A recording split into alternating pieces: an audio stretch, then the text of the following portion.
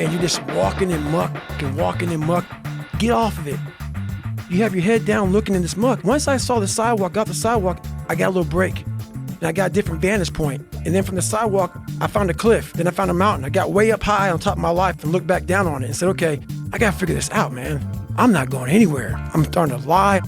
When you have a messed up foundation, I started lying about everything. I wanted people to like me. I wanted to be accepted in some society of life, some social society. I was like, man, this isn't the right way. I'm messed up here, I'm messed up here, I'm messed up everywhere. And so I realized the worst thing that happened to me is I lost myself. I never had myself.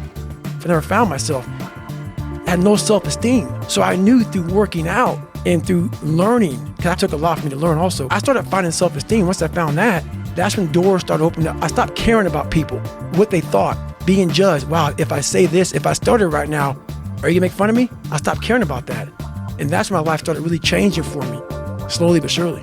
That's such an important point when you're talking about the working out, because a lot of people, when they think about working out, they think of it as being a physical thing. Right, no. I did it for mental. People always say, my God, like, no, I didn't care about losing weight. I didn't care about being the fastest. I wasn't making the Olympics. I wasn't going to pros. I could barely read and write when I was a junior in high school. I wasn't going anywhere.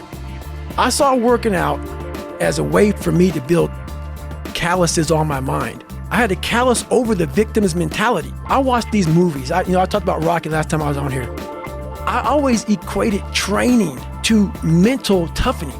Like, it always looked brutal. People waking up early and doing all these things, and it looked horrible. I was like, wow, man, I gotta start doing that. Not to get better, bigger, and stronger, but that is what's gonna build me. That looks uncomfortable.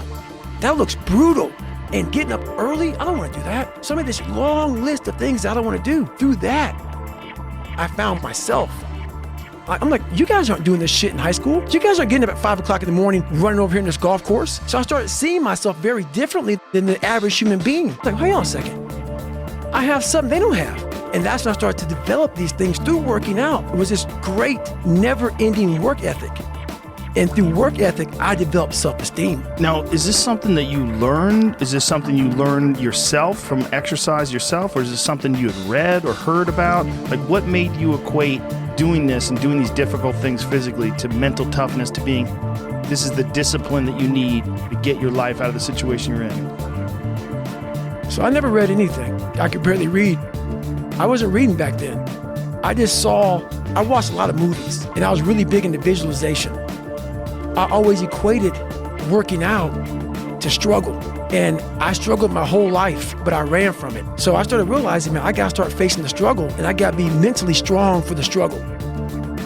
I'm training for life. Mentally, I'm training for life. I'm not training to lift 400 pounds. And I found out on my own pretty much, is that through discipline, through self-discipline, through repetition, through tons of repetition of the same thing that you don't want to do. And that's the key thing. Through repetition of things you don't want to do, you develop mental armor for your mind.